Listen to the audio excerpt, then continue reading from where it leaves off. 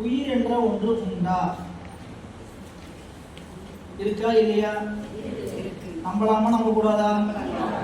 நம்பலாம். ஏன் எல்லாம் உட்காந்து பேசி நம்பலான்னு சொல்றோம் இல்ல, அதனால பேசிட்டு இருக்கிற வரைக்கும் நம்பலாம், பேசாம இருந்தா உயிர் உண்டுங்கிறதுல எந்த சமயவாதிகளுக்கும் மறுப்பு இல்லைங்க. எல்லாருமே உயிர் உண்டுங்கிறத ஏற்றுக்கிட்டாங்க. ஆனா உயிர் எது என்பதில் தான் நிறைய பேருக்கு குழப்பம். தர்க்கம் எங்க உருவாச்சுன்னு கேட்டீங்கன்னா, எது உயிர்? சமணர்கள், நாத்திகவாதிகள், சமணர்கள் அல்ல நாத்திகவாதிகள் உயிர் என்ற ஒன்று தனிப்பொருள் இல்லைங்கிறாங்க. உயிர்னு ஒரு பொருள் தனியா இல்லை, கடவுள் இல்லை, உயிர் இல்லை, உயிரை மறைக்க அறியாமை செய்யக்கூடிய பொருள் இல்லை, சொர்க்கம் இல்லை, நரகம் இல்லை, எதுவும் கிடையாது. ஏன்? சொர்க்கத்தை நீங்க பாத்தீங்களா? பார்த்தா நான் நம்புவேன். அவங்களுடைய கொள்கை என்ன? பார்த்தா. நரகத்தை நீங்க பாத்தீங்களா? நான் நம்ப மாட்டேன். அப்புறம் உயிரை பார்த்துருக்கிறியா? பார்த்தது நம்ப மாட்டேன். கடவுளை பார்த்துக்கிறியா? பார்த்தது. இப்படி கண்ணால் எது அறியப்படுகிறதோ, காட்சியால் எது அறியப்படுகிறதோ அதை மட்டுமே உண்டு என்ற கொள்கையுடையவர்கள் நாத்திகம். ஆத்திகம்னா உண்டு, நாத்திகம்னா இல்லை. இல்லைங்கிற கொள்கையுடையவங்க. அவங்க என்ன கொள்கையுடைய? இல்லைங்கிற கொள்கையுடைய. அப்ப நாத்திகவாதிக எது உயிர்னு சொன்னாங்க கேட்டீங்கன்னா, நிலம், நீர், நெருப்பு, காற்று, இந்த 4 பூதமும் சேர்ந்து ஒரு பொருள் உருவாகும். அந்த பொருளுக்கு பேரு தான் உயிர். 4: நிலம், நீர், நெருப்பு, காற்று. ஆகாயத்தை ஒத்துக்கல, ஆகாயத்தை பார்க்கல, அனுபவத்தில் இல்லை. காற்று வரை அனுபவத்தில் இருக்குது, அதனால ஒத்துக்கிறோம். நிலம், நீர், நெருப்புலாம் அனுபவத்தில் இருக்குது. இந்த 4 பொருளும் சேர்ந்து எது போல? வெத்தலை, பாக்கு, சுண்ணாம்பு 3 சேர்ந்து என்ன வருது? ஒரு நிறம் புதுசா வருது. வெத்தலை, பாக்கு, சுண்ணாம்பு 3 சேர்ந்தா சிவப்பு நிறம் வருது இல்லைங்க? அந்த மாதிரி நிலம், நீர், நெருப்பு, காற்று சேர்ந்து வந்ததுதான் உயிர் அப்படிங்கிறது அவங்க கொள்கை. சொர்க்கம் என்ற ஒன்று இல்லை, நரகம் என்ற ஒன்று இல்லை. இந்த உலகத்துல எல்லாவற்றையும் அனுபவித்தினா அதுக்கு பேர் சொர்க்கம். எதுவும் கிடைக்காம வறுமையினால அலைஞ்சிட்டு இருந்தீங்கன்னா அதுக்கு பேரு நரகம். இது நாத்திகவாத கொள்கை. அவங்களுக்கு ஒரு நூல் இருக்கு, நிறைய இருக்கு. சிவஞான மகாபாரதத்தில் விரிவாக படிச்சு தெரிஞ்சுங்க. இப்படி உயிர் உண்டுங்கிறது கொள்கையில பெரும்பான்மையான சமயங்கள் எந்த மறுப்பும் சொல்ல, உயிர் உண்டு ஒத்துக்கிட்டாங்க. ஆனா எது உயிருங்கிற கொள்கையில மாறுபாடு அடைஞ்சாங்க. நம்ம கிட்ட கேட்க ஆராய்ச்சியோட சொல்றாங்க, உயிர் என்ற ஒன்று இல்லை. எதை சொல்றீங்க? தலை உயிரா? தலை உயிரா? இல்லை. கண் உயிரா? மூக்கு உயிரா? வாய் உயிரா? உடம்பு உயிரா? இருதயம் உயிரா? நுரையீரல் உயிரா? சிறுநீரகம் உயிரா? ஒவ்வொன்றையா கழிச்சுட்டே போறான். இது இல்லை, இது இல்லை, இது இல்லை. அப்ப இதெல்லாம் எதுவுமே உயிர் இல்லை, அதனால உயிர் என்ற ஒன்று இல்லை அப்படின்னு முதல் கேள்வி. இந்த முதல் தடைக்கு, இந்த முதல் தடைக்கு தர்க்கத்துக்கு என்ன வேணும்னு கேட்டா, இல்லைன்னு சொல்றதுனால அது உண்டு. மெய்கண்டார் சொன்ன பதில் என்னன்னு சொல்லிட்டாரு? இல்லை என்று சொல்வதனால் அந்த பொருள் உண்டு. இல்லைன்னு சொல்ற பொருள் யாருயா? அவர் சொன்ன பதில் என்னன்னு கேட்டா, இல்லைன்னு சொல்ற பதில் யாரு?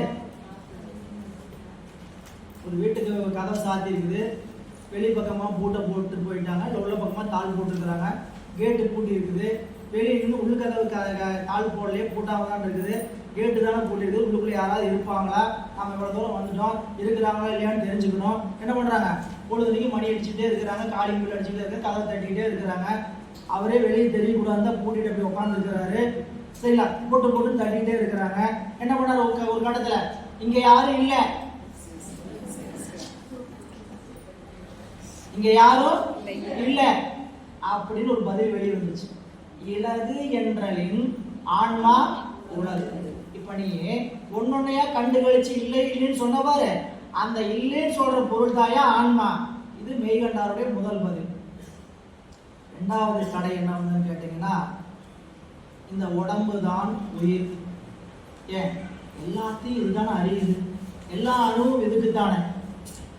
காய்ச்சல் வந்தா இதுக்குத்தான், உடம்பு வலி வந்தா இதுக்குத்தான், துன்பம் வந்தா இதுக்குத்தான், இன்பம் வந்தா இது எல்லாம் தான் அனுபவிக்குது. அப்ப இதுதான் என்னது? உயிர் அப்படின்னு அதுக்கு ஒரு பதில் சொன்னார். இந்த உடம்பை என் உடம்பு அப்படின்னு சொல்றமே தவிர நான் உடம்புன்னு சொல்ற வழக்கம் இல்லை. நான் உடம்புன்னு சொல்றோமா? இப்ப இது என்னது? கடிகாரம், கை கடி. யாருடைய கடிகாரம்? என்னுடைய கடிகாரம். இதை ஏன் என்னுடைய கடிகாரம் சொன்ன, எனது கடிகாரம் சொல்றோம்? இது எனக்கு வேறாக இருக்கிறது. புரிஞ்சுட்டீங்களா? இது என்னுடையது அப்படி உரிமை. உடைமைனாவே என்னதுங்க? வேறாக இருப்பதற்கு பேர் தான் உடைமை. என்னுடைய வீடு, என்னுடைய வாகனம், இதெல்லாம் உடைமை பொருள். புரியல? அன்றே எந்தன்னாவியும் உடலும் உடைமை எல்லாமும் குன்றே அணையாயனை ஆட்கொண்ட போதே கொண்டிலையோ. நிவாசக பெருமான் சாமி திருப்பெருந்துறையில் என்னை பார்த்த அன்னைக்கே என்னுடைய உடம்பு, என்னுடைய ஆவி, என்னுடைய உடைமை பொருள் எல்லாத்தையும் நீங்க எடுத்துக்கலையா? எடுத்துக்கிட்டீங்கல்ல அப்படின்னு கேட்கிறார். அப்ப உடைமை என்னதுங்க? நமக்கு வேறாக இருக்கக்கூடிய அத்தனை பொருளுக்கும் பெயர் உடைமை. சரிங்களா? இப்ப இந்த உடம்பு உயிர் இல்லைன்னு சொல்லணும். இந்த உடம்பை நாம என்னன்னு சொல்லி பழகல? எனது உடம்புன்னு சொல்றீங்களா? நான் உடம்புன்னு சொல்லிக்கிறோமா? இதுக்கு பேர் என்னது? எனது கை. இதுக்கு பேர் எனது கால். இதுக்கு பேரு எனது கண். இந்த உடம்பு முழுக்க சேர்ந்ததுக்கு பேர் எனது உடம்பே தவிர நான் உடம்பு அல்ல. இது உடைமை பொருள். அப்போ உடைமை பொருளா இருந்தால் நிச்சயம் என்னவா இருக்கணும்?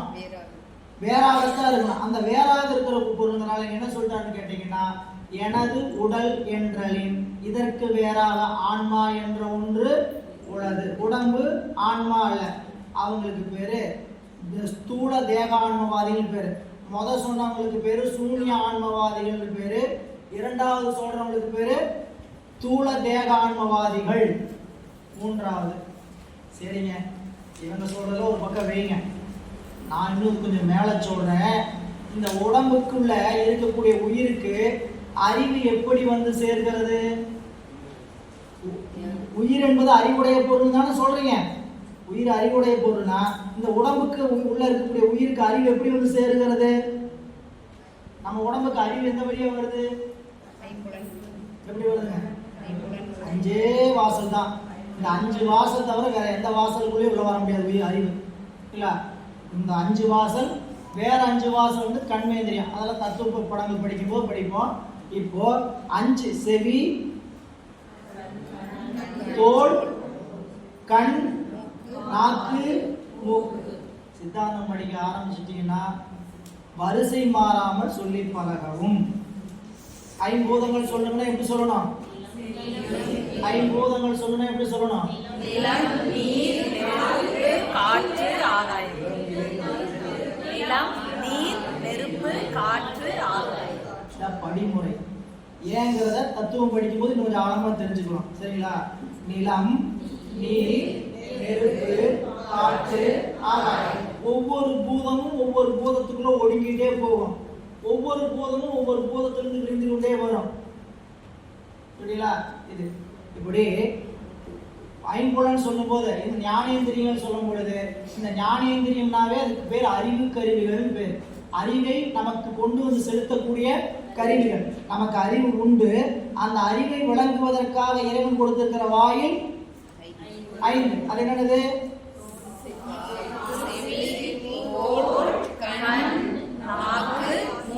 ரொம்ப எளிமையா புரிஞ்சுக்கலாம். மேல கீழே, மேல கீழே, நடுவு. ரொம்ப எளிமையா நீ ஞாபகம் வச்சுக்கலாம். ரொம்ப கஷ்டப்பட வேண்டியதே இல்லை.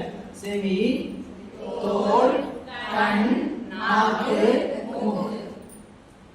5 புலன் வழியாக 5 வகையான அறிவுகள் உள்ளே வந்து சேருது இல்லையா? இந்த 5 புலனுக்கு சேர்ந்ததுக்கு பேர் தான் என்னதுங்க? உயிர். இது ஒரு இந்திரிய ஆன்மவாதிகளுடைய கருத்து. அவங்களுக்கு என்ன மறுப்பு, என்ன பதில் சொல்லப்படுதுன்னு கேட்டீங்கன்னா, இந்த 5 பொறிகளும் ஒன்றை ஒன்று அறியாது. ஒன்றை ஒன்று அறியாது, தன்னை தான் என்று அறியாது. உயிர் எப்படிப்பட்டது? எல்லா பொருளையும் அறியக்கின்ற ஆற்றல் இருக்கா இல்லையா? இப்ப கண்ணுக்கு தான் கண் என்ற பொருளுக்கு தெரியுமா? கண்ணுக்கு தான் கண் என்று தெரியுமா? மூக்குக்கு தான் மூக்கு என்று தெரியுமா? வாய்க்கு தான் மூக்கு என்று தெரியுமா? அப்படின்னா தெரியாதுங்க. அதனால இதை 5ஐயும் அறிந்து அனுபவிக்கக்கூடிய ஒருத்தர் இருக்கிறான். அவனுக்கு பேர் தான் உயிர். இத உண்மை விளக்கத்தை சொல்லும்போது எப்படி சொல்றாங்க கேட்டீங்கன்னா, தத்துவங்கள் ஆறாரும் தம்மைத்தான் அறியா எத்தன்மை என்று இயம்பக்கேள். ஆறாறு தத்துவம் தன்னைத்தானே அறியாது. எது போலன்னு கேட்டீங்கன்னா, ஆறு சுவையும் ஒன்றை ஒன்று அறியாது. இனிப்பு தன்னைத்தான் இனிப்பு தெரிஞ்சுக்குமா, கசப்பு தன்னைத்தானே கசப்பு தெரிஞ்சுக்குமா? அந்த மாதிரி இந்த ஆறு சுவையும் அருந்தி ஒருவன் அறிவதை போல் ஆறாரும் ஒன்றொன்றாய் ஆகி அறிபவனே உயிர். புரிஞ்சுக்கிட்டீங்களா? ஆறு தத்துவமும் இந்த கண் காது மூக்களை தன்னைத்தானே அறியாது. எப்படிங்க புரிஞ்சுக்கிறதுனா, ஆறு சுவையும் தன்னைத்தானே அறியாது. சுவை ஆறு, அந்த இனிப்பு தன்னைத்தானே தான் இனிப்புன்னு தெரிந்து கொள்ளாது, கசப்பு தன்னைத்தானே கசப்புன்னு தெரியல. அது போல அதை யார் தெரிஞ்சுக்க முடியும்? இது இனிப்பு இது கசப்புன்னு யார் தெரிஞ்சுக்கணும்? வேற ஒருவன் அறிந்து உண்டு சொல்வதை போல ஆறு ஆறு ஆகி இருக்கக்கூடிய தத்துவங்கள் எல்லாம் ஒன்றொன்றாய் நாடி அறிந்து கொள்ளக்கூடியவனே உயிர். புரிஞ்சுக்கிட்டீங்களா? இப்படி மூன்றாவதாக வரக்கூடிய ஐம்புலனே ஆன்மான் சொல்றதுல என்ன தடை வருகிறது? ஐம்புலனும் தன்னைத்தான் ஒன்றை ஒன்று அறியாது. ஐம்புலன்ல ஒரு பொருள் வேறொரு பொருள் அறிகின்ற அனுபவத்தை அறியாது. ரெண்டு ஆப்ஷன் அதுல. ஐம்புலனும் தன்னைத்தான் அறியாது. ஐம்புலன்ல அந்தந்த புலன் அந்த புலனுடைய அனுபவத்தை தவிர வேறொரு புலனுடைய அனுபவத்தை அறியாது. கண்ணு மூக்குல வரக்கூடிய அனுபவமாகிய நாற்றத்தை உணருமா? காதுக்கு கண்ணா பார்க்குமா? அதாவது அதோட வேலைத்தான் செய்யும். ஆனா உயிர் அப்படிப்பட்ட பொருள் அல்லவே. உயிர் எப்படிப்பட்ட பொருள்? அந்த அஞ்சையும் அனுபவிக்கக்கூடிய பொருள். அதனால் ஐம்புலன் ஆன்மா நான்காவது. இதையெல்லாம் நீங்க வெளிய உடம்பா சொல்லிட்டு இருக்கிறீங்க, சரிங்களா? நாங்க சொல்றது சூக்கும உடம்பு. இந்த உடம்பு என்ன பேரு? சூக்கும உடம்பு. நம்ம உடம்பு எத்தனை உடம்பு இருக்குன்னு கொஞ்சம் தெரிஞ்சுக்கணும். அங்கெல்லாம் அந்த இடத்துல குறிப்பு எழுதிங்க. அதாவது பக்கம் எண்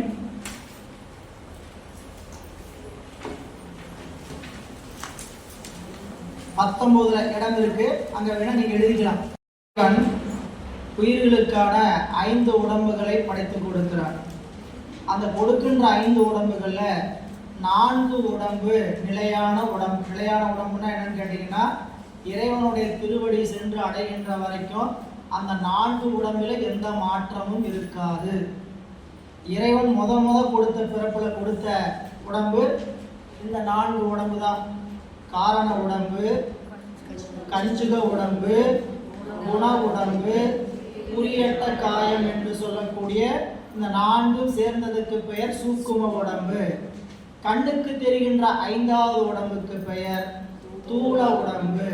இது அன்னமய கோஷம், பிராணமய கோஷம், மனோமய கோஷம், விஞ்ஞானமய கோஷம், ஆனந்தமய கோஷம் என்றும் வேறு வகையாகவும் நூல்களில் சொல்லப்படும். கோஷம்னா உரைன்னு பேரு. கோஷம் என்னதுங்க? உரை. அன்னத்தினால் உருவாகிய உரை இந்த வெளி உடம்பு. பிராணனால் உருவாகிய உடம்பு 4வது உடம்பு. பிராணம் தான் அதுக்கு உரை. மனோமயங்கிறது சித்தத்தினால் உருவாகிய உடம்பு. அதுக்கு மேல இருக்கக்கூடியது விஞ்ஞானமயங்கிறது கஞ்சுக உடம்பு. இந்த கஞ்சுக உடம்புல 5 வகையான வித்தியா தத்துவங்கள் சேர்த்து கட்டப்படும். அதனால கஞ்சுக உடம்பு. ஐயா நீ நிறைய சொல்றீங்க, இவ்வளெல்லாம் சொல்லாதீங்க ஐயா அப்படிலாம் யாரும் பயப்படாதீங்க. மீண்டும் மீண்டும் இந்த நோட்டிஃபிகேஷன் வந்துக்கிட்டே இருக்கும். இந்த நோட்டிஃபிகேஷன் இன்னையோட முடிஞ்சதுன்னு நினைச்சிட வேண்டாம். இந்த எச்சரிப்பும் இந்த செய்தி அடிக்கடி உங்களுக்கு காதுக்கு வந்துகிட்டே இருக்கும், புரியல? அதனால மீண்டும் கேட்கும் போது என்ன பண்ணலாம்? நினைவுபடுத்திக்கலாம், இல்லை மனப்பாடம் பண்ணிக்கலாம். திருவருள் எவ்வளவு ஞானத்தை நாம் பெற வேண்டும் என்று இறைவன் கருதி இருக்கிறாரோ அந்த அளவுக்கு அறிவை அந்தந்த நாள் உணர்த்துவார். இந்த செய்தி என்னைக்குமே மறக்காது, சரிங்களா? இன்னைக்கு புரியல அப்படின்னு கவலை, போன வகுப்புல எல்லாம் மறந்து போச்சு, ஒண்ணுமே தெரியல நினைச்சு, இன்றைய நாள்ல அறிவுக்குள்ள எவ்வளவு நிற்க வைக்கணும்னு யார் முடிவு பண்றாங்க? சிவம்தான் முடிவு செய்கிறது. நமக்கு ஞானத்தை வழங்குகின்ற சிவம்தான் இந்த பயணத்துல மிகுந்த உற்ற துணை, இல்லை? அதனால நீங்க அதை இறைவன்ட்டு தான் மன்றாடம். இது நிற்கணும் அப்படின்னா இறைவன்ட்டு குருநாதர்கிட்ட வேண்டி நிற்கிறத தவிர்த்து வேற வழியே இல்லை. எவ்வளவுக்கு எவ்வளவு நம்ம அணுகி நிற்கிறோமோ அவ்வளவுக்கு அவ்வளவு இறைவன் வேகமாக உணர்த்துவார். நாம விலகி நின்னோம்னா பார்த்துட்டு வாப்பா தம்பி, ரொம்ப அவசரமெல்லாம் இல்லை, உனக்கு நான் உனக்காக எப்பயுமே காத்திருக்கிறேன், நீ தான் எனக்காக காத்திருக்க மாட்டேன், நான் உனக்காக எப்பயுமே காத்திருக்கேன்னு சாமி காத்துட்டு இருப்பேன். சரிங்களா? அதனால இங்கே நான்காவது சொல்லக்கூடிய கருத்து என்ன சொன்னாங்கன்னு கேட்டீங்கன்னா, இந்த சூக்கும உடம்பே உயிர் அப்படின்னு கருத்து சொல்றாங்க. இப்போ நான் 5 உடம்பு என்னென்னு சொன்னோம், இந்த 5 உடம்பும் இறைவன் பிறப்புல எல்லாருக்கும் 5 உடம்பு கொடுக்கல. பிறப்புல உயிர்களுக்கு கொடுத்த உடம்பு 4 உடம்பு தான். அதுதான் இறைவன் கருணையோடு கொடுத்த உடம்பு. 5வது உடம்பு தான் நாம் செய்த வினைக்கு தகுந்த உடம்பு. ஏன்னா இறைவன் கொடுத்த உடம்பா இருந்தனா இப்படி வேறுபாடு இருக்காது. இறைவன் கொடுத்ததாக இருந்தா கருணையே வடிவானவன், வேண்டுதல் வேண்டாமை இல்லாதவனாக இருந்தா மனித பிறப்பு, நாய் பிறப்பு, அந்த பேய் பிறப்பு, இப்படிலாம் தனித்தனியா மனித பிறப்பு. ஒருத்தர் அழகா படைச்சாண்டவா, என்ன அசிங்கமா படைச்சாண்டவா, என்ன உயரா படைச்சாண்டவா, என்ன குட்டையா படை, எத்தனை கவலை. சரிங்களா? உடம்பு வாக பொறுத்து இவ்வளவு ஒரு உடம்பு இருக்கிற வாக பொறுத்து நம்ம நினைக்கிறோம் இது குறையா இருக்குன்னு நினைக்கிறோம். இந்த குறை எங்கிருந்து தொடங்குதுன்னு கேட்டீங்கன்னா, நம்ம வினையின் காரணமாக கொடுக்கப்பட்ட உடம்புன்னு புரிஞ்சுக்கணும். இந்த உடம்புல இருக்கக்கூடிய குறைபாடு, உடம்பு குறைனா அழகை பொறுத்து மட்டும் இல்லை, ஆயுள் போகம் எல்லாமே சொல்லிட்டார். சிவபிரகாசத்தில் 28வது பாடல் என்ன சொல்றாங்க, கண்மணி திரிவிதம் நற்சாதி ஆயுள் போகம் கடன் என அது வரும். கண்மத்தை அனுபவிக்கணும், வினையை அனுபவிக்கணும் 3 வகையா வரையா, நல்ல குலத்துல பிறக்கிறது, நல்ல உடம்பு பெற்றிருக்கிறது, நல்ல அனுபவத்தை பெறுறது. இதெல்லாம் எப்படி வரும்னு கேட்டா, நல்ல வினை செய்திருந்தால் வரும். இல்ல அப்ப நான் இப்ப நீங்க இந்த பிறப்புக்கு காரணம் என்னன்னு சொல்லுவீங்க? இந்த பிறப்புக்கு வந்து என்ன காரணம்? வேற என்ன செஞ்சு வச்சிருக்கோம். சரிங்களா? சரி, இந்த பிறப்புக்கு வினை காரணம் நான் போன பிறப்புல தான் அந்த வினை செஞ்சிருப்பேன், போன பிறப்புல தான் அந்த வினை செஞ்சிருப்பேன். அந்த போன பிறப்புக்கு என்ன காரணம்? வினை. அது அந்த பிறப்புக்கு காரணம் போயிட்டே இருந்தா, பனையிலிருந்து விதை வந்துச்சா, விதையிலிருந்து பணம் வந்துச்சா, கேள்வி வந்துகிட்டே இருக்கும். முடிவு என்னன்னு கேட்டீங்கன்னா, விதையிலிருந்து தான் பனை. சரிங்களா? அப்போ வினையிலிருந்தான் உடம்பு. இறைவன் எடுத்த பிறப்புலேயே முத கொடுத்த உடம்பு என்ன கொடுக்கல, வினையினால் வந்த உடம்பை கொடுக்கல. ஆனா எப்படிப்பட்ட வினை கொடுத்தான்னு கேட்டீங்கன்னா, மூலகன்மம் என்ற ஒரு வினையிலிருந்து நமக்கு கொடுத்தார். ஒரு பக்கம் பாட விரிவான பாடம், அது பிறகு பார்க்கலாம். இறைவன் ஒரு பிறப்பை முத ஒரு உயிருக்கு கொடுக்கும் போது இந்த 4 உடம்பை படைச்சிட்டு இந்த உடம்புல மனம் என்ற ஒரு கருவியை கொடுக்கிறார்.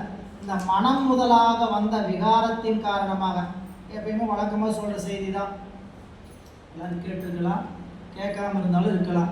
ஒரு வீட்டில் 2 பசங்க, அந்த 2 பசங்களும் நல்லா கஷ்டப்பட்டு படித்து 12ஆம் வகுப்பு எழுதிட்டாங்க. எழுதி முடிக்கிறப்போ 12ஆம் வகுப்புனா 3 ஆண்டு எப்படி இருந்திருப்பாங்க, ஒரே நெருக்கடியா ஜெயிலில் இருக்கிற மாதிரி வாழ்க்கை இருந்திருக்கும். ரொம்ப கஷ்டப்பட்டுட்டீங்கன்னா 3 மாதம் வெக்கேஷன் இருக்கு, கல்லூரி போகிறதுல என்ன பண்ணுங்க, காலேஜ் போகிறவங்க நல்லா சந்தோஷமா இருந்துட்டாங்க. இவா தம்பி 2 பேர்த்தையும் கூப்பிட்டு ஆளுக்கு ஒரு 50,000 பணம் 1,00,000 கையில் கொடுத்து, வண்டி 2 பேருக்கு ஒரே மாதிரி வண்டி கொடுத்து, ஒரே மாதிரி பெட்ரோல் டேங்க் ஃபுல் பண்ணி கொடுத்து, எங்கே போகிறீங்களோ போய் சந்தோஷமா போயிட்டு வாங்க. 2 பேரும் வீட்டை விட்டு வழி வண்டி எடுத்தாங்க. ஒருத்தன் வடக்க போனான், ஒருத்தன் தெற்க போனான்.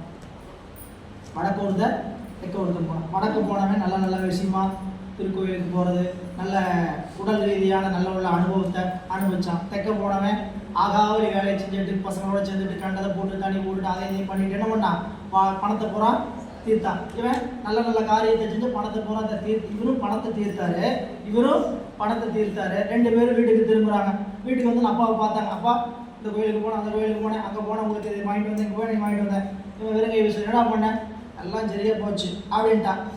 சரிங்களா? இப்போ அந்த தந்தை அந்த 2 மகனுக்கு மறுபடியும் பணம் கொடுத்து அவங்களுக்கு செலவுக்கான ஒரு வாய்ப்பை கொடுக்கணும். 2 பேருக்கு எப்படி கொடுக்கணும்?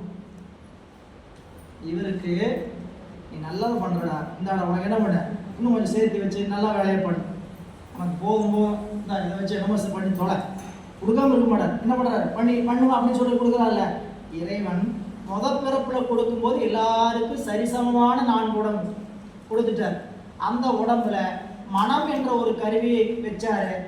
உயிரினுடைய அறியாமை யாராருக்கு எவ்வளவு அறியாமை இருந்தது, எவ்வளவு அறிவு வெளிப்பட்டதோ அந்தந்த உயிர் அந்தந்த காரியங்களை நோக்கி நகர்ந்தன.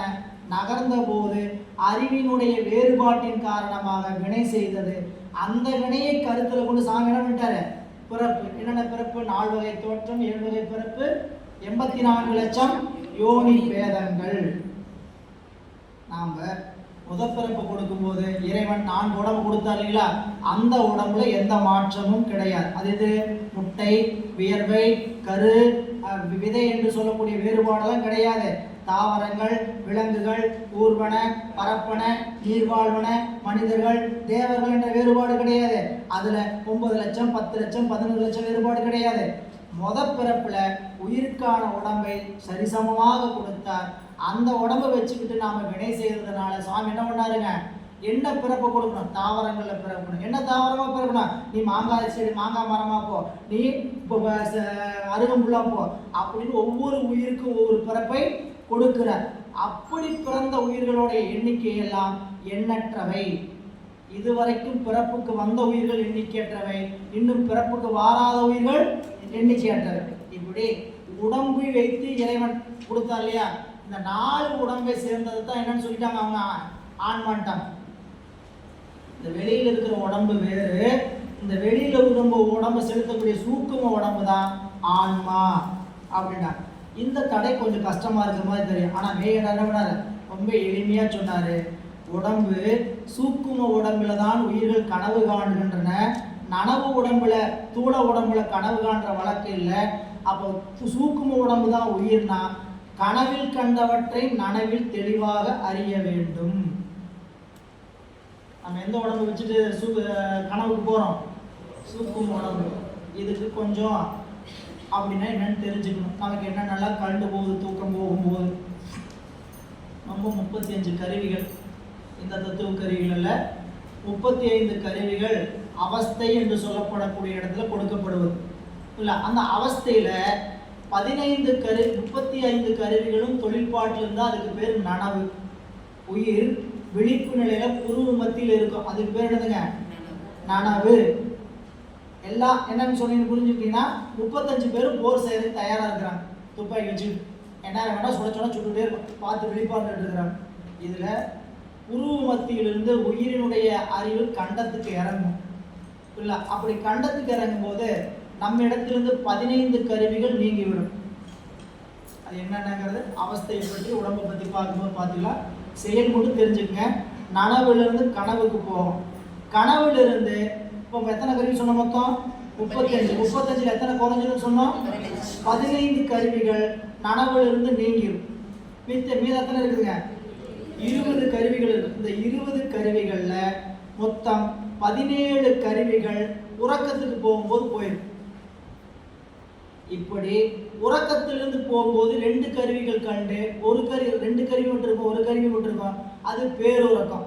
சுத்தமா எந்த கருவியும் இல்லாம ஒரே ஒரு உயிர் மட்டும் புருடனாக இருக்கும். அந்த இடத்துக்கு பேரு உயிர் படங்கள், மூச்சேற்று இருக்கிறதுன்னு பேர். இப்போ 5 அவஸ்தைகள் என்னன்னு தெரிஞ்சுங்க.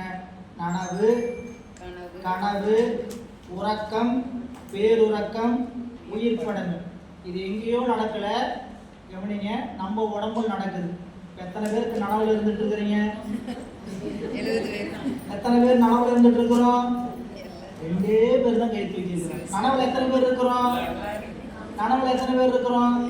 நம்ப மாட்டேன். மிச்சம் எல்லாருமே பிசிக்கலி பிரசன்ட், மென்டலி ஆப்சன்ட். கவனிங்க, எத்தனை பேர் நனவுல இருக்கிறீங்க? இல்லைன்னா உங்களுக்கு எல்லாம் மதியானம் சாப்பாடு கிடையாதுங்க. உறக்கத்தில் இருக்கலாம், உறங்கிட்டீங்கன்னு நினைச்சு எத்தனை பேர் நனவுல இருக்கிறீங்க? இப்படி நனவுல இருந்தால் 35 கருவிகளும் வேலை செய்யுதுன்னா, நனவுல இருந்து ஒரு கருவி குறைஞ்சுன்னா கனவுக்கு போகும். கனவுல போன உடனே கனவு காண்கிறோம். கனவை விட்டு மீண்டும் நனவுக்கு திரும்புறோம். நனவு திரும்பினோடனே விழிச்சு பார்த்தோன்னே பார்த்த கனவு எல்லோருக்கும் நினைவுக்கு இருக்கிறதா? நல்லது நடந்தது, கெட்டது நடந்தது, அடிச்சாங்க, குத்தனாங்க, துன்பப்பட்டன்னு தெரியும்.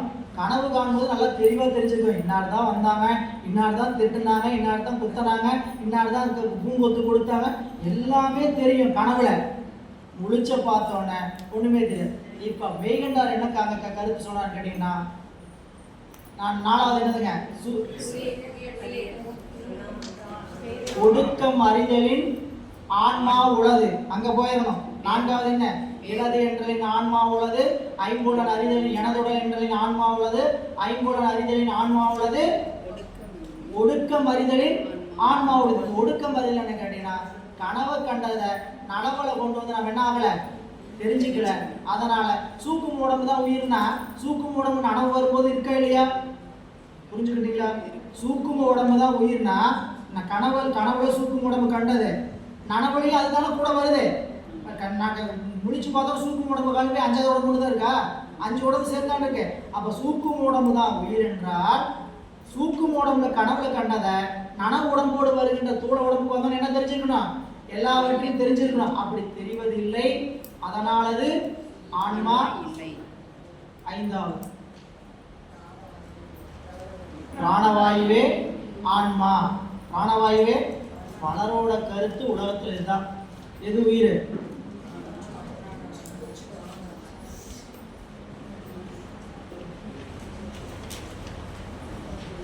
இருக்கா இல்லையா?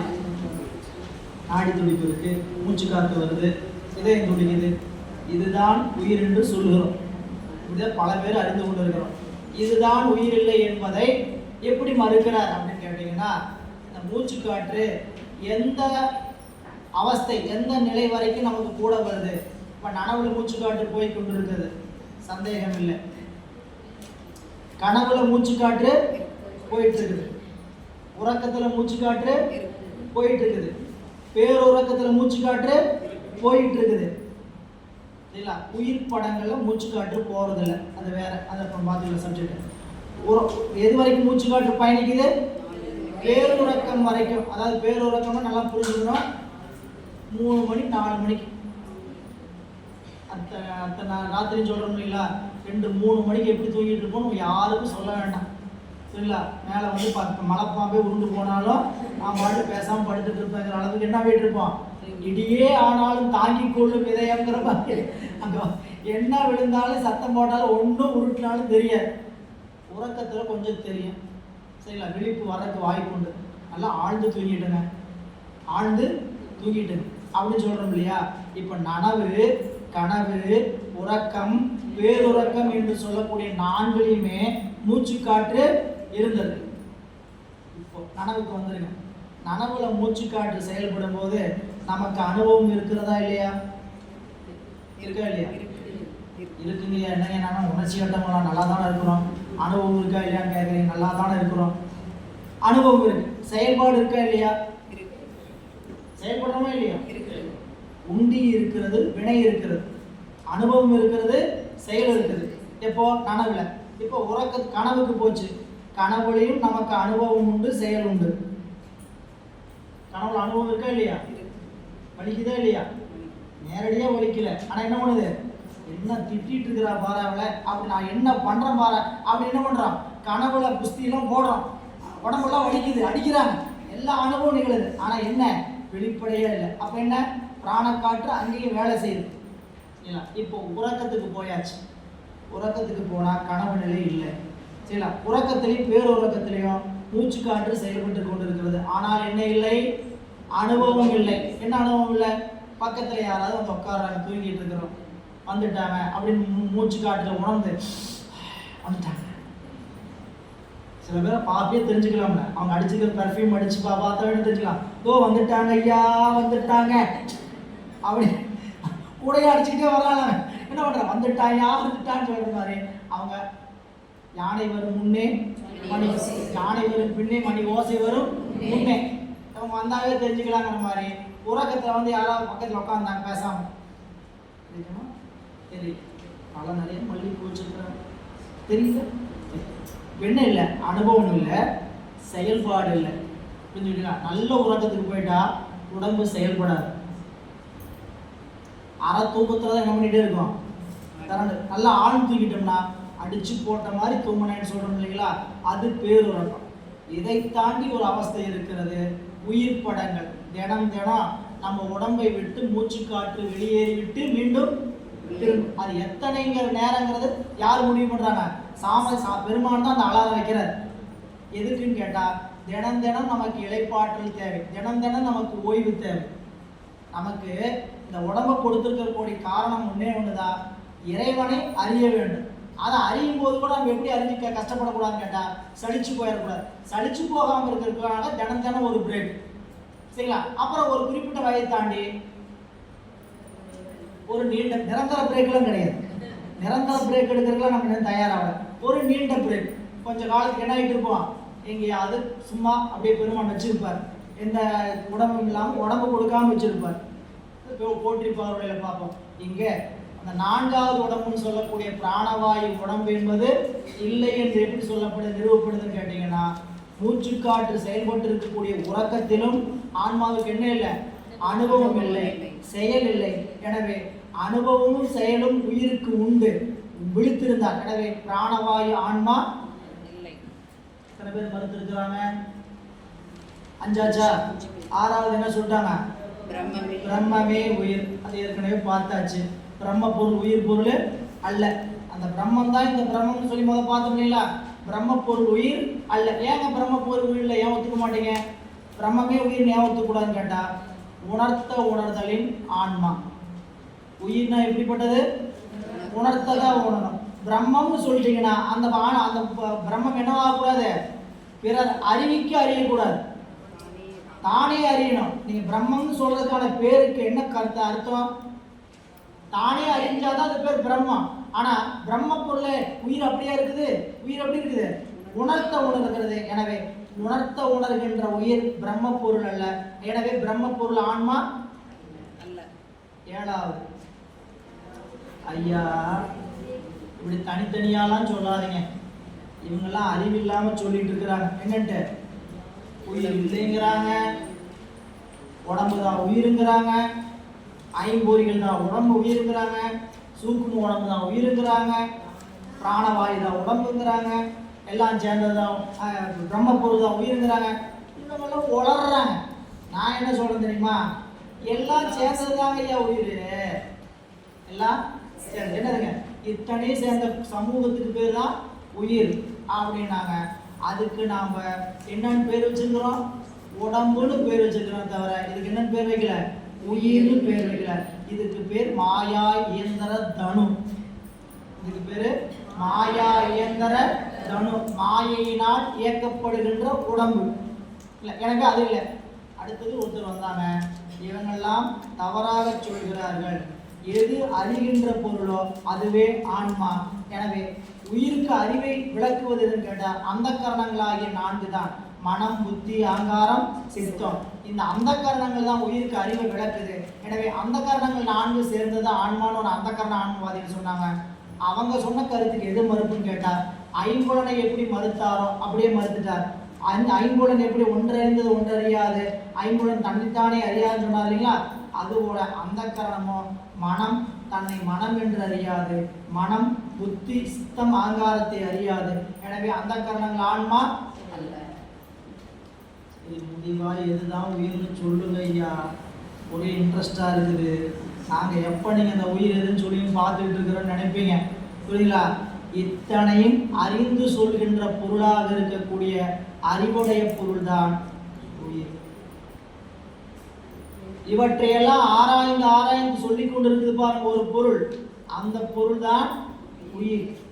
இத எப்படி இறைவனை நாம் நேர்ல காட்சி பொருளா பார்க்க முடியாதோ, உணர்வு பொருளா தான் பார்க்க முடியுமோ, அதுபோல உயிர் என்ற ஒரு பொருளை அனுபவத்தினால் உணரலாம். எப்ப உணரலாம்? இறைவனை உணரும் பொழுது உணரலாம். என்னங்க இப்படி சொல்றீங்க? முதல் இறைவனை உணர்ந்தா தான் தன்னை உணருமா? நிச்சயமா. புரியலா? முதல்ல இறைவனை காட்டி அதுக்கப்புறம் தான் நம்ம காட்டுவார். யாரு? சிவம், குருநாதர். அப்ப குருநாதர் வந்து அதுதான் செய்யறார். முத சிவரூபத்தை காட்டுறார். சிவரூபங்கிறதுங்க குருநாதன். அப்புறம் தான் ஆன்ம ரூபத்தை காட்டுறார். தான் யாருங்க, எப்ப தான் யாருன்னு இதுல இன்னும் ரொம்ப எளிமையா தான் யாருன்னு தெரிஞ்சுக்கணும்னு கேட்டா, நிச்சயமாக பேரறிவு பொருளாக இருக்கக்கூடிய பொருள் நான் அல்ல, நான் அறிவற்ற பொருளும் அல்ல, நான் ரெண்டுக்கும் இடைப்பட்ட பொருள். இதுதான் 7ஆம் நூற்பா. யாவையும் சூனியம் சத்தெதிர் ஆகலின் சத்தே அறியாது, அசத்து இலது அறியாது, இரு திறன் அறிவுள்ளது இரண்டல்லா ஆன்மா. இறைவன் முன்னாடி எல்லா பொருளும் விளங்கி தோன்றார். இப்போ எதை உயிர்னு 7ஆம் நூற்பால சொல்றார். யாவையும் சூனியம் சத்தெதி. சத்துனா சிவம். சிவத்தின் முன்பாக எதுவும் விளங்கி தோன்றாது, எல்லாமே அடங்கிதான் இருக்கும். அது ஆன்மா இல்ல. யாவையும் சூன்யம் சத்தெதி ஆகலின் சத்தே அறியாது. எனவே சத்தாகிய சிவம் உலகத்தை அறிய வேண்டிய அவசியம் இல்லை. இறைவன் எல்லாத்தையும் அறிந்திருக்கிறாரு. அவர் உயிரை தனித்தனியா ஒன்று அறியணுமா? நீங்க தான் இவரு, நீங்க தான் இவரு அப்படின்னு தனித்தனியா அறியணுமா? ஒரு சேர அறிந்து. எனவே சத்தே அறியாது. இறைவன் அறியாதுன்னா அறிய மாட்டான்னு அர்த்தம் இல்லை, அறிய வேண்டிய அவசியம் இல்லைங்க. ரெண்டாவது சடப்பொருள். சத்தே அறியாது, அசத்து இழது அறியாது. அசத்தாகிய சடம் அறிவில்லை, அதனால அறியாது. அப்ப ரெண்டை நீக்கினீங்கன்னா மூணாவதா இருக்கிறது யாருங்க? இரு திறன் அறிவுள்ளது. என்ன இரு திறன்? சத்தோடு கூடியபடி சத்தையும் அசத்தோடு கூடியவளை அசத்தையும் அறிவது ஆன்மா. அதனால அதுக்கு பேர் என்னங்க? இரு திறன் அறிவுள்ளது. இந்த இரண்டும் அல்ல ஆன்மா, சத்தும் அல்ல அசத்தும். அப்ப நம்மளுக்கு என்ன பேரு? சதசத்து. சத சத்து. சத்தோடு கூடியபடி இறைவனோடு கூடியபடி இறை இன்பத்தையும் உலகப் பொருளோடு கூடிய இடத்தில் உலகப் பொருளுடைய இன்பத்தை அனுபவிக்கின்ற ஒரு பொருள் இருக்கு பாருங்க, அதுதான் ஆன்மா. இனி பசு அப்படின்னு ஆன்மாவுக்கு என்னென்னலாம் பெயர் உண்டு?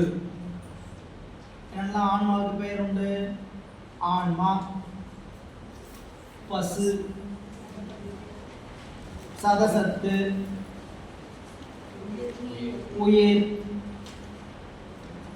அப்புறம் எவ்வளவு அறிவு ஓட்டம்னு பார்ப்போம்.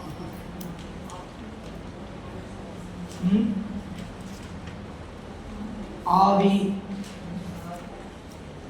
சீவான்மா, பிராணன். பிராணன் சொல்ற வழக்கம். ஆனா பிராண ஆய்வாச்சு சொல்றேன்னு நினைக்கூடாது. பிராணன்னா என் உயிர் அர்த்தம். என் பிராணனாதா, என் பிராணனை வாங்குறனாதா, பிராணநாதா அப்படின்னு சொல்ற வழக்கம் உண்டு. உயிர் சரிங்களா? இப்படி பல வகை பேர். எதுக்கு இவ்வளோலாம் பல வகை பேர் தெரிஞ்சுன்னு கேட்டீங்கன்னா, நூலுக்குள்ள போகும்போது வெவ்வேறு பேர் கொடுத்துருப்பாங்க. ஆவின்னு கொடுத்துருப்பாங்க, உயிர்னு கொடுத்துருப்பாங்க, ஆன்மான்னு கொடுத்துருப்பாங்க, புருடன்னு கொடுத்துருப்பாங்க, சீவான்மான்னு கொடுத்துருப்பாங்க. இதையெல்லாம் அங்கே போய் என்ன ஆகிட்டு கூடாது, குழம்பிட்டு இங்கே என்ன ஆவின்னு சொல்கிறாங்களே, எந்த ஆவி? நம்ம வீட்டில் குக்கரில் வர்ற ஆவியா இல்லை ஆகாயத்தில் சுற்றிட்டு இருக்கிற ஆவியான்னு நினச்சி குழம்பிட்டு இருக்கக்கூடாது. இல்லை, இதுக்கு அப்படி நம்ம வச்சு. இனி அடுத்தது மூன்றாவதாக கடவுள் உண்டு. எதை கொண்டு அறிந்தோம்? எதை கொண்டு உணர்ந்தோம்? இல்லை, எதை கொண்டு அறிந்தோம். உணர்றதுக்குள்ள அவங்க அவங்களுடைய தவத்தை பொறுத்து. எதை கொண்டு அறிந்தோம்?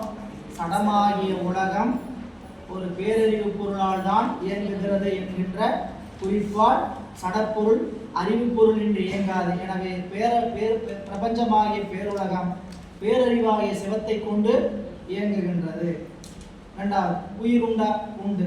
அதேதான் சடப்பொருள். உடலாகிய சடம் இயங்குகிறது, அதுக்குள்ள உயிராகிய ஒரு பொருள் அறிவு பொருள் இருக்குது, அது உயிர். எது உயிருங்கிறதுல ஒரு ஆராய்ச்சி. ரெண்டுமே சத்து அசத்து ரெண்டையும் எது அறிகிறதோ அதுவே உயிர். சத்தாகிய சிவம் உலகமாகிய சடத்தை அனுபவிக்க வேண்டிய அவசியமில்லை. சடமாகிய பொருள் உலகத்தை அனுபவிக்க முடியாது. இந்த ரெண்டையும் அனுபவிக்கின்ற பொருள் ஒரு பொருள் உண்டு, அதுவே உயிர். இதுல ஏதாவது குழப்பம் இருக்கா? ஏதாவது சந்தேகம் இருக்கா? உயிர் இருக்கான்னு சந்தேகம், எது உயிர்னு சந்தேகம் இல்லை. ஏன்னா இந்த இடத்த தாண்டிக்கிட்டீங்கன்னா மீதம் இருக்கக்கூடிய செய்திகள்லாம் எளிமையா விளங்கும். உயிர் எது அப்படின்னா கண்டிப்பாக இறைவன் உயிர் அல்ல. ஏன்? இறைவன் இந்த உலகத்தை அனுபவிக்க வேண்டிய அவசியம். இந்த உலகம் இருக்குங்க, அனுபவ பொருள் இருக்கு. இந்த அனுபவ பொருளை யாரோ ஒருத்தர் அனுபவிக்கிறதுக்காக தானே கொடுத்துக்கணும். இந்த உலக பொருள் அனுபவ பொருள் தானே. அனுபவ பொருளை யாரோ ஒருத்தர் அனுபவிக்கிறதுக்காக தான் கொடுத்துக்கணும். அந்த அனுபவிப்பவன் யார்? சரி, அனுபவிப்பவன் இறைவனா? இருக்கிற பொருள் எத்தனை? 3. பதி, பசு, பாசம். 3 பொருளை அனுபவிப்பது இறைவனா, உயிரா, பாசம்? முதல்ல கேள்வி, இறைவன் அனுபவிப்பானா? அனுபவிக்க மாட்டான். ஏன் அனுபவிக்க மாட்டான்? அவனுக்கு அனுபவம்ங்கிறது ஒண்ணு தேவையில்லை, அவசியம் இல்லை. புரியல? எல்லாத்திலையும் நிறைந்திருப்போம். குறைவிலா நிறைவே, குறைவிலா நிறைவு. அதனால இவன் அனுபவி. சரி, இந்த 3 பேர் அனுபவிப்பாங்களா? ஏன் இவங்களுக்கு அனுபவிக்கிறதுக்கான தகுதி இவங்ககிட்ட இல்ல, சடம். அப்ப அனுபவிக்க வேண்டிய நிலையில இருக்கிறவன் யாரு? பசி. எப்படி எப்படி அனுபவிப்பான்? இறைவனோடு கூடிய வழி, சத்தோடு கூடிய வழி சத்தையும், அசத்தோடு கூடிய வழி அசத்தையும் அனுபவிக்கின்ற இரு திறன் அறிவு உள்ளது. இரண்டலா ஆன்மா. இந்த ரெண்டும் இல்லை, ஆன்மாங்கிறது தனிப்பொருள். இன்னும் நம்ம எளிமையா சொல்லணும்னா ரெண்டு கட்டான். நம்மளா யாரு? ரெண்டு கட்டான். ஏன் ரெண்டு பக்கமும் இருதலை கொள்ளி ஏற்பாடு, ரெண்டு பக்கமும் சுத்திக்கிட்டே இருக்கும் வாழ்க்கை முழுக்க. பிறப்புக்கு வருவதற்கு முன்னால் நம்ம இருந்த நிலையில நம்ம திருவாசகம் படிச்சீங்கன்னா 10 மாதம் உயிர் கருவுல என்ன துன்பப்படுது அப்படிங்கிறதெல்லாம் அங்கெல்லாம் சாமி காப்பாத்தி தப்பிச்சு வந்தாரு பார்த்தோம் இல்ல. அதுல 9வது மாதமே இந்த உயிர் என்ன பண்ணுதான்? யோகத்தில் இருக்க தொடங்குகிறது. ஒருமதி தாண்டி இருமையில் பிழைத்தும், இருமதி விளையும் ஒருமையில் பிழைத்தும், மும்மதி தாண்டில் அம்மதம் பிழைத்தும், 2 திங்களில் பேரருள் பிழைத்தும், 5 திங்களில் குஞ்சுதல் பிழைத்தும், 6 திங்களில் ஊரலர் பிழைத்தும், 7 திங்களில் கால்வழி பிழைத்தும், 8 திங்களில் கட்டமும் பிழைத்தும், 9ல் வருதரு துன்பமும் பிழைத்தும். இந்த 9ல் வர துன்பத்தை நினைச்சு இந்த உயிர் உள்ளுக்குள்ள அந்த உடம்பை போட்டுட்டு என்ன நினைக்குதான்? இனிமேல் ஒரு பிறப்புக்கே வரக்கூடாதுன்ட்டு அப்படியே கையை குறுக்கி காலை மடிச்சு அப்படியே யோகத்தில் அமர்ந்திருக்க மாதிரி அமர தொடங்கிடுது. குழந்தைங்களோட காட்சி பார்த்தீங்கன்னா தெரியும். அப்படி காலை மடிச்சு கையை மடிச்சுட்டு என்ன பண்ணிட்டு இருக்கோம்? பிறக்கும் போது குழந்தையினுடைய கை இப்படித்தான் இருக்கும். பதி சிவத்தை கெட்டியா பிடிச்சிட்டு நம்ம உலகத்துக்கு அதுக்கு தான் போறோம், இனிமேல் இந்த பிறப்புக்கு வரக்கூடாது அப்படின்னு நினைப்போட தான் இந்த பூமிக்குள்ள வெளியே வரும். வந்த உடனே பிரபஞ்சத்துல நாம என்ன பண்ணிடுறோம்? சிறப்பு செய்தியை செஞ்சு விட்டுருவோம். கையை வெளிச்சு கொடுத்து நல்லா பத்திரமா பிடிச்சிக்கிட தங்கம் அப்படின்னு, இதைத்தான் இந்த உலகத்துல பிடிக்க வேண்டியதுன்ட்டு அறிவை மாத்தி விட்டுறான். அதை துன்பப்பட்டு தோழப்பட்டு அது என்ன பண்ணுது? அனுபவிக்குது. ஒவ்வொரு பிறப்பிலும் உயிர் படுகின்ற நிலைப்பாடு இதுதான். எனவே பதி பசு 2 பொருள் உண்டுங்கிறதுல ஓரளவு தெளிவு. 3வது பாசம் உண்டு. பாசம் சொல்லும்போது என்னென்னலாம் இருக்குன்னு படிச்சுட்டோம். ஆணவம், கண்மம். இன்னொரு செய்தி என்னன்னு கேட்டீங்கன்னா, இப்போ இறைவன் எத்தனை பேர்? கடவுள் ஒருவர். ஒன்றே கடவுள், ஒருவனே தேவன். ஒன்றே கடவுள், ஒன்றே குலம், ஒருவனே தேவன். இந்த ஒன்றே குலம் என்பது இன்னைக்கு என்ன அர்த்தத்தில் எடுத்துக்கிறான்னு உங்களுக்கு தெரியும் சரிங்களா? சமூக புரட்சியாளர்கள்லாம் ஒன்றே குலங்கிறத எடுத்துக்கிட்டாங்க அப்படிங்கிறது உங்களுக்கு தெரியும். ஆனால் இது திருமூல தேவநாயனாருடைய வாக்கு. ஒன்றே குலம், ஒருவனே தேவன். ஒருவனே தேவன்னா சிவம் மட்டும்தான் கடவுள். ஒன்றே குலம்னா உயிர்கள் எல்லாம் ஒரு கூட்டம். உயிர்கள் எல்லாம் ஒரு அப்படிப்பட்ட உயிர்கள் எத்தனை உயிர்கள் உண்டுன்னு யாராலும் சொல்ல முடியுமா? எத்தனை உயிர் இருக்குன்னு போய் எண்ணிட்டு வாங்க. யாராவது கேட்டால் நம்ம இப்படி கூட நகைச்சுவை சொல்லலாம். கடவுள் இருக்கிறாரா? காட்டு. உயிர் நீ கேட்குற உயிர் தானே, உயிர் இருக்குதா? காட்டு. எத்தனை உயிர் இருக்குன்னு போய் தெரிஞ்சுட்டு வாங்க. அப்புறம் நான் சொல்கிறேன் கடவுள் இருக்கிறாரா இல்லையான்னு. 2வது பிரச்சனை என்ன பேசிட்டு இருக்கலாம். வாதத்துக்கு மருந்து உண்டு, 2வது மருந்து இல்லை. எனவே தர்க்க ரீதியா கடவுள் உண்டு உயிர் உண்டுன்னு சொல்ல, உயிர் எத்தனை? கடவுள் ஒருவர் தெரிஞ்சாச்சு, உயிர்கள் எத்தனை தெரிய அறிய வராது. அதுக்குமே பதில் வச்சுட்டு போனார் உமாபதி சிவம். உயிர்கள் எத்தனை அப்படின்னா உங்களுக்கு ஒரு கணக்கு சொல்றேன். இது வரைக்கும் பிறந்தவர்கள் எத்தனை பேர்? இது வரைக்கும் பிறந்தவங்க எத்தனை பேர்னு சொல்லுங்க. அதை வச்சு இனிமேல் பிறக்க இருக்கிறவங்க எத்தனை பேர் நான் சொல்லிடுறேன். சரி, அது ரொம்ப கஷ்டமா இருக்குது. முக்தி அடைஞ்சவங்க யாராவது இருக்கிறாங்களாங்க? இது வரைக்கும் முக்தி அடைஞ்சவங்க எத்தனை பேர்னு சொல்லுங்கயா அப்படின்னா, இனிமேல் பிறக்க இருக்கிறவங்க எத்தனை பேர்னு சொல்லுங்க, நான் முக்தி அடைஞ்சவங்க எத்தனை பேர் இருக்கிறாங்கன்னு சொல்லிடுறேன். இதெல்லாம் நம்ம அறிவு கேட்டாகின்ற ஆராய்ச்சி அல்ல. இந்த ஆராய்ச்சியில கூட ஞானிகள் இறங்கி என்ன பண்ணியிருக்கிறாங்க? 4 வகை தோற்றம், 7 வகை பிறப்பு, 84 லட்சம் யோனி பேதம். நீங்க 84 லட்சம் யோனி பேதம்னா மனித பிறப்புல 9 லட்சமா நம்ம பிறக்கிறோம்னா, இந்த 9 லட்சம் நம்மளுக்கு வேறுபாடு தெரியுமா? நம்ம எப்படி தெரிஞ்சுக்கலாம்? முக வேறுபாடு, மொழி வேறுபாடு, இட வேறுபாடு, நாடு வேறுபாடை வச்சு என்ன தெரிஞ்சுக்கிறோம்? இவங்கெல்லாம் மனித பிறப்பு. ஜப்பான்காரங்கன்னா அவங்களுக்கு தனி ஒரு முகம், வடநாட்டுக்காரங்க வடநாட்டுக்காரங்க போகணும். தமிழ்நாடுன்னு அச்சரிச்ச மாதிரி முகம் தெரிஞ்சிருங்க. சரிங்களா? கலைவணியம்மா காஷ்மீரில் போய் பார்த்துட்டு சொல்லுறேன், நீங்களாம் தமிழரை இந்துவானா முகத்தை பார்த்தா தொழில்வாங்கய்யா, நீங்களாம் அதை ஒன்று சொல்ல வேண்டாம் அப்படின்னு சொன்ன மாதிரி இல்லையா? என்ன பார்த்தாலே அது லட்சணம் அந்த தமிழகத்துக்குரிய முக பாவனை தெரியும். அதனால வேறு வேறு உருவம், வேறு வேறு இயற்கை. நமக்கு கொடுத்துருக்க பிறப்பு வேறு வேறு அப்போ எப்படி உயிர்கள் எத்தனை எண்ணிக்கைன்னு சொல்ல முடியாது. ஆனால் உயிர்களை வகைப்படுத்தினார்கள். உயிர்களை என்ன வகை அப்படின்னு கேட்டா, இந்த உயிர்களுடைய தன்மையை பொறுத்து, உயிர்களிட்டு இருக்கிற மலத்தை பொறுத்து, உயிர்களிடத்தில் இருக்கிற பாசத்தை பொறுத்து உயிர்களை 3 பிரிவுகளாக பிரிக்கிறார்கள். 1 விஞ்ஞானகலர், 2 பிரளயாகலர், 3 சகலர். விஞ்ஞானகலர், பிரளயாகலர், சகலர். இது எப்படி இந்த வேறுபாட்டை கொண்டு வந்தாங்கன்னு கேட்டீங்கன்னா, நமக்கு உயிரோடு இருக்கக்கூடிய மலங்கள் பாசம் 3, ஆணவம், கண்மம், மாயை. இந்த 3ல ஆணவ மலம் மட்டுமே உடைய உயிர்களுக்கு பெயர் விஞ்ஞானகலர்.